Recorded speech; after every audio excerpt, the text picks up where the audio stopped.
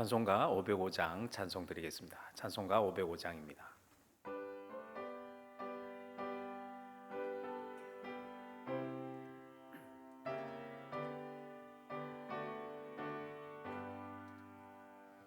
온 세상 위하여 나 복음 전하리. 만 백성 모두 나와서 주 말씀 들으라. 죄 중에 빠져서 헤매는 자들아, 주님의 음성 듣고서 너 구원 받으라. 전하고 기도해 매일 증인 되리라. 세상 모든 사람 다 듣고 그 사랑 알도록 온 세상 위하여 이 복음 전하리. 저 죄인 회개하고서 주 예수 믿으라. 이 세상 구하려 주 돌아가신 것 나 증거하지 않으면 그 사랑 모르리. 전하고 기도해 매일 증인 되리라. 세상 모든 사람 다 듣고 그 사랑 알도록 온 세상 위하여 주 은혜 임하니. 주 예수 이름 힘입어 이 복음 전하자.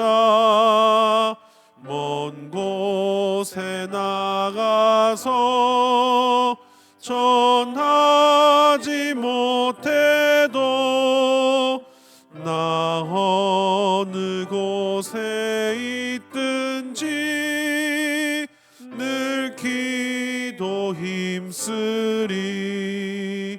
전하고 기도해 매일 증인 되리라. 세상 모든 사람 다 듣고 그 사랑 알도록. 오늘 우리에게 주시는 하나님 말씀은 빌립보서 1장 12절에서 2장 4절 말씀까지입니다. 빌립보서 1장 12절로 2장 4절까지 말씀입니다. 말씀을 함께 보겠습니다. 형제들아, 내가 당한 일이 도리어 복음 전파의 진전이 된 줄을 너희가 알기를 원하노라. 이러므로 나의 매임이 그리스도 안에서 모든 시위대항과 그 밖에 모든 사람에게 나타났으니 형제 중 다수가 나의 매임으로 말미암아 주 안에서 신뢰함으로 겁 없이 하나님의 말씀을 더욱 담대히 전하게 되었느니라. 어떤 이들은 투기와 분쟁으로, 어떤 이들은 착한 뜻으로 그리스도를 전파하나니 이들은 내가 복음을 변증하기 위하여 세우심을 받은 줄 알고 사랑으로 하나 그들은 나의 매임에 괴로움을 더하게 한 줄로 생각하여 순수하지 못하게 다툼으로 그리스도를 전파하느니라. 그러면 무엇이냐? 거칠애로 하나 참으로 하나 무슨 방도로 하든지 전파되는 것은 그리스도니 이로써 나는 기뻐하고 또한 기뻐하리라. 이것이 너희의 강구와 예수 그리스도의 성령의 도우심으로 나를 구원에 이르게 할 줄 아는 고로 나의 간절한 기대와 소망을 따라 아무 일에든지 부끄러워하지 아니하고 지금도 전과 같이 온전히 담대하여 살든지 죽든지 내 몸에서 그리스도가 존귀하게 되게 하려 하나니 이는 내게 사는 것이 그리스도니 죽는 것도 유익함이라. 그러나 만일 육신으로 사는 이것이 내 일의 열매일진데 무엇을 택해야 하는지 나는 알지 못하노라. 내가 글 둘 사이에 끼었으니 차라리 세상을 떠나서 그리스도와 함께 있는 것이 훨씬 더 좋은 일이라. 그렇게 하고 싶으나 내가 육신으로 있는 것이 너희를 위하여 더 유익하리라.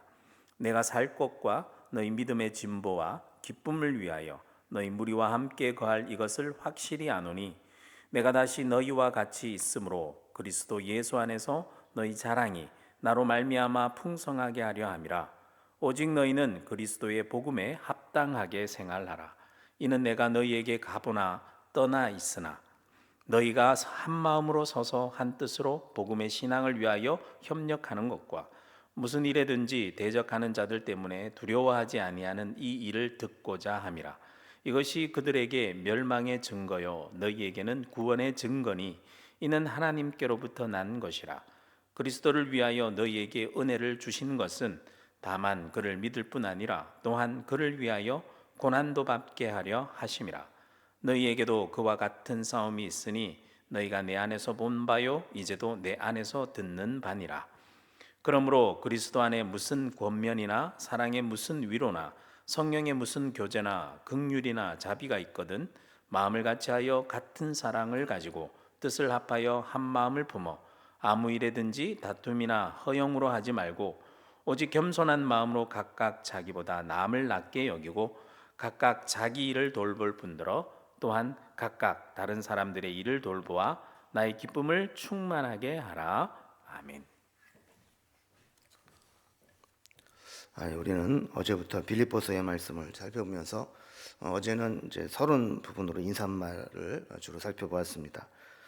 근데 빌립보 교인들과 바울 사이에는 각별한 애정을 가질 만큼 서로에게 좀 감사한 존재였다는 것도 확인했죠.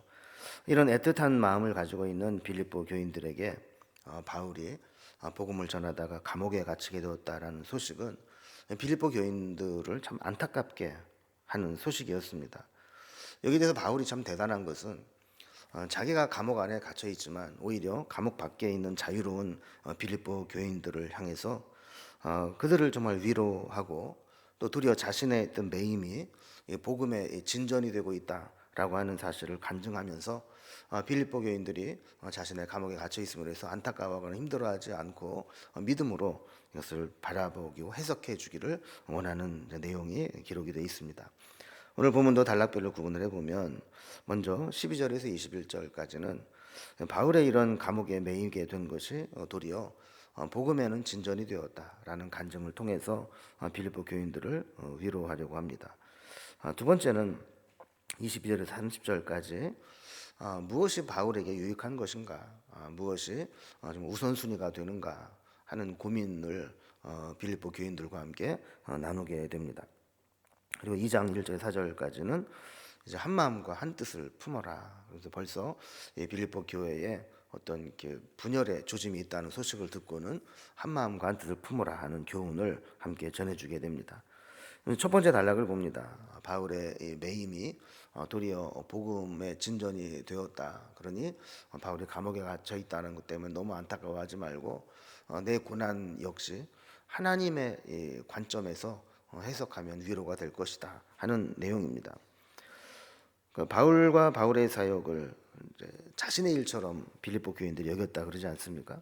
그러다 보니까 바울이 전도를 하다가 감옥에 갇히게 되었다는 소식을 들었을 때 적지 않게 안타까운 마음을 갖게 된 거죠. 그래서 바울은 빌립보서를 통해서 이 빌립보 교인들이 자기 때문에 마음 아파하지 않기를 위해서 저들에게 위로의 편지를 쓰게 되었습니다.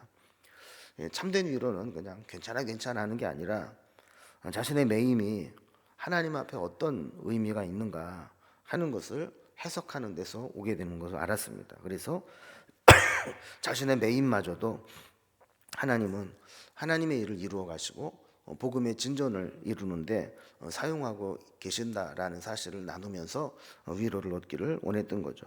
그래서 12절에서 이렇게 고백합니다. 형제들아, 내가 당한 일이 도리어 복음 전파에 진전이 된 줄을 너희가 알기를 원하노라 그랬습니다. 그래서 내가 당한 일은 바울이 감옥에 갇히게 된 일을 이야기하는데, 감옥에 갇힌 것이 도리어 감옥에 있는 사람들에게 복음을 전파할 수 있는 진전을 이루는 통로가 되었다라는 겁니다. 13절에서 바울은 자신의 매임이 그리스도 안에서 모든 시위대 안과 그 밖의 모든 사람에게 나타났다 그랬습니다. 바울에게서도 복음은 전염병과 같았습니다.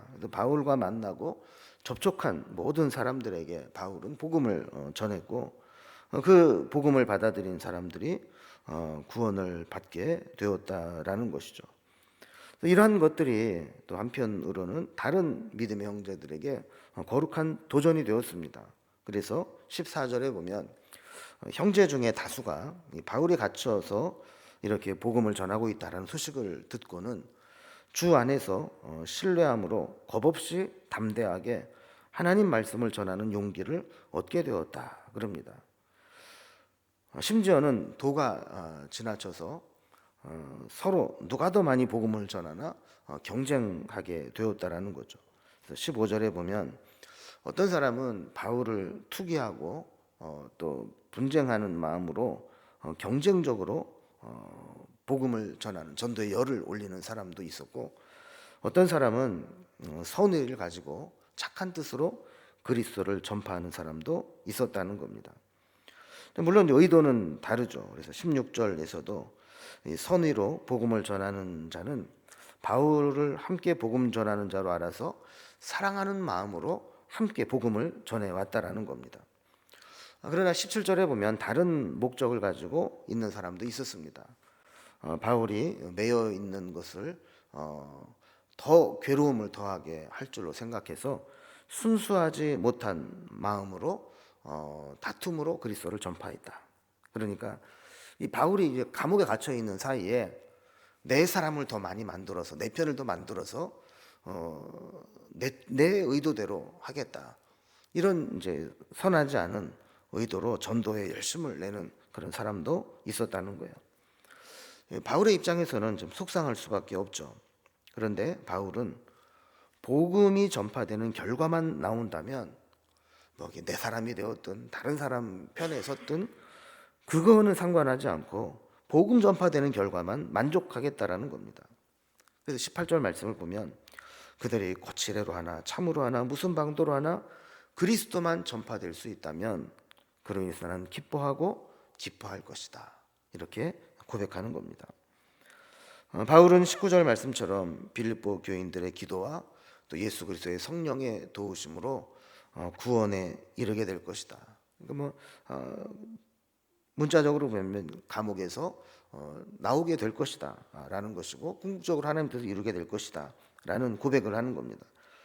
그리고 20절을 보면 바울의 간절한 기대와 이 소망은 전부터 그랬듯이 내가 담대하게 또 살든지 죽든지 내 몸 안에서 그리스도가 존귀하게 되는 것이다 라고 이야기를 합니다.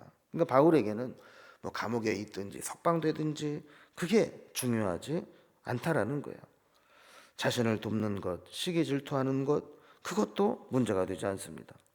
자신을 통해서 주님께 영광이 되고 복음만 증거될 수 있다면 그것이 전부라는 겁니다. 심지어 21절 말씀처럼 이제 그리스도가 자기의 전부이기 때문에 그리스도를 위해서 내가 죽는 것도 나에게는 유익하다. 내가 죽는 것이 그리스도에게 유익함이 된다면 난 죽는 것도 괜찮다. 이렇게 고백하는 정도가 되었다는 겁니다. 자, 그러면서 한편으로는 이제 두 번째 단락을 보면 내 삶의 우선순위는 무엇인지, 나에게 무엇이 유익한지를 고민하는 바울의 고민을 보게 됩니다. 바울의 그리스도를 위한 충성과 믿음을 앞부분에 살펴보았죠. 그러나 육체적으로 감옥에서 오랫동안 갇혀 있다 보면 힘든 것은 어쩔 수 없는 일입니다. 그래서 그는 고민을 합니다. 살든지 죽든지 주님의 영광을 위한다고 했지만 22절에 보면 바울은 이 육신의 몸을 가지고 어떻게 살아가야 될지, 무엇을 택해야 될지 나는 알지 못한다. 이렇게 고민을 합니다. 이 고민이 구체적으로 뭐냐면 23절에 있는 말씀과 같이 자기는 지금 둘 사이에 끼어 있는 것 같다라는 겁니다. 하나는 감옥에 갇혀서 육신의 고통을 당하느니 차라리 세상을 떠나서 그리스도와 함께 천국에서 주님과 함께 있는 것이 좋겠다 하는 생각이 든다라는 거예요. 그러나 또 한편으로는 24절에 보면 아직 말씀과 복음을 들어야 될 자들이 있기 때문에 내가 육신의 고통은 당하더라도 더 살아있는 것이 그들에게는 유익하고 필요하다는 생각도 든다라는 겁니다. 그러니까 자기의 육신의 편안함을 위해서는 지금이라도 순교해서 천국에 가는 것이 좋지만 사명을 생각한다면 내가 고통스럽더라도 남아서 있는 것이 필요하다라는 이 두 가지 속에서 그는 어떤 것을 택해야 될지 고민이 된다라는 것이죠. 그래서 26절 25절에도 보면 내가 살 것과 너희 믿음의 진보와 기쁨을 위하여 너희 무리와 함께 거하는 것이 필요하다라는 것을 내가 확실히 안다. 그래서 26절에 있는 말씀과 같이 바울과 함께하며 저들이 그리스도 예수 안에서 자랑거리가 되기를 원한다. 이런 소망을 품고 살아가게 된다라는 겁니다. 그러니까 바울은 내가 편하냐 불편하냐가 문제가 아니라 사명과 교인들이 무엇이 유익하냐가 중요하다라는 거죠. 그래서 바울은 이어서 빌립보 교인들에게 권면합니다. 27절에 보면 바울이 그랬던 것처럼 오직 너희는 그리스도의 복음에 합당하게 생활하라 라고 권면합니다. 언젠가 다시 빌립보 교회에 방문하게 돼서 만나게 되든지 아니면 지금처럼 계속 떨어져 있든지 달라지지 않는 것은 복음에 합당한 삶을 살아가라 라는 겁니다. 그럼 복음에 합당한 삶을 사는 것이 무엇일까요? 그 뒤에 보면 몇 가지 설명을 붙입니다. 27절에 보면 한 마음으로 서서 한 뜻으로 복음의 신앙을 위하여 협력하라 라는 겁니다. 이제 빌립보서를 읽다 보면 종종 나오게 되는데 벌써 이 빌립보 교회 안에 분열의 조짐이 있었습니다. 이 복음을 위해서는 힘을 모아야지 하나됨이 깨트려져서는 안 됩니다. 그래서 한 마음으로 서서 한 뜻으로 복음의 신앙을 위해서 협력해라 라는 것이 복음에 합당한 삶을 사는 것이고, 두 번째 복음에 합당한 삶을 사는 것은 28절에 있는 말씀과 같이 대적자들을 두려워하지 않는 것입니다. 두려워하지 않는 믿음, 용기 이런 것들은 사실 대적자들에게는 멸망의 징조가 되는 것이고 믿음의 사람에게는 구원의 증거가 되는 것이라고 격려하는 것이죠. 저희 말씀을 보면 벌써 이 빌립보서가 기록될 당시에 이 교회에 이 대적자들로 인한 핍박과 고난이 시작되고 있다는 것을 알게 되죠. 그래서 29절에 보면 그리스도의 은혜를 주신 것은 단순히 믿고 구원받는 그 은혜만이 아니라 한층 더 나아가서 어떤 고난이 오더라도 그 고난에 참여하고 이겨낼 수 있는 특권도 얻게 하려 함이라 그랬습니다. 여러분, 진짜 은혜는 그냥 만사형통하는 것이 아니라 어떤 고난에도 흔들리지 않고 그 고난을 이겨낼 수 있는 강한 믿음을 갖는 것, 그것이 진짜 은혜라는 거예요. 30절에 보면 바울이 그리스도를 위해 싸운 것을 본 것 같이 이제 빌립보 교인들도 대적자들과 믿음의 싸움을 하고 있는 것이라고 설명을 해주는 겁니다. 그러니까 빌립보 교회만 이런 고난이 있고 대적자들의 고난을 받는 게 아니라 이건 믿음의 사람들에게 다 있는 것이다 라는 거죠. 여러분, 우리도 마찬가지입니다. 이 세상은 힘의 논리가 지배하고 있습니다. 이 세상의 힘은 우리로 하여금 믿음으로 살지 못하게 하고 때로는 믿음으로 인해서 불이익을 당하게 합니다.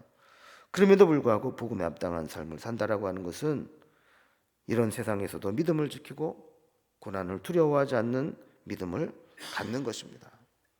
그래서 바울은 이렇게 자신의 어떤 삶의 우선순위와 갈등과 고민을 통해서 우리가 복음 합당한 삶을 살기를 원하는 것이죠. 세 번째 단락은 그들에게 한 마음과 한 뜻을 품으라라는 교훈을 줍니다.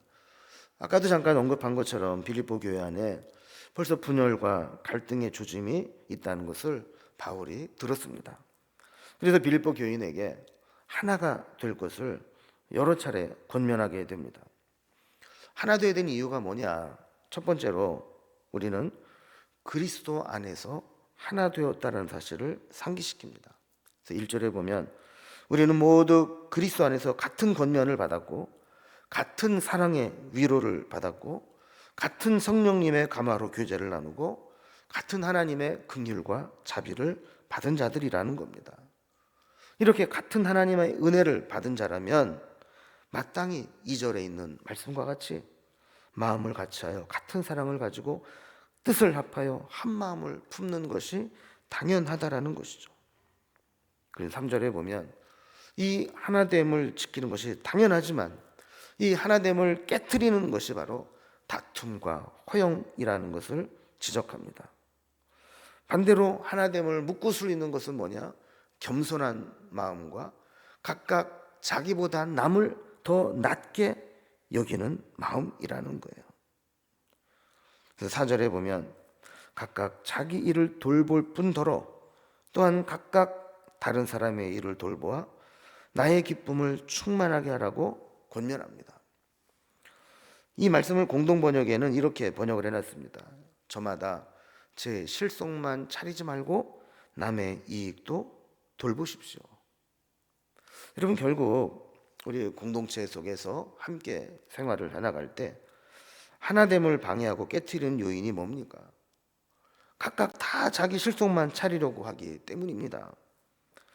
다른 사람의 이익도 돌아보고 공동체 전체의 유익을 살펴봐야 하는데 자기 하고 싶은 거, 자기 가지고 싶은 거, 자기 유익, 자기 실속만 차리려고 하다 보면 거기에서 갈등이 생기게 되고 하나됨이 깨트리게 되는 겁니다. 그래서 우리는 이런 다툼과 허영, 자기 실속만 차리는 것이 아니라 겸손한 마음, 그리고 다른 사람을 나보다 낮게 여기는 마음, 그런 마음으로 공동체를 대해야 된다라는 것이죠.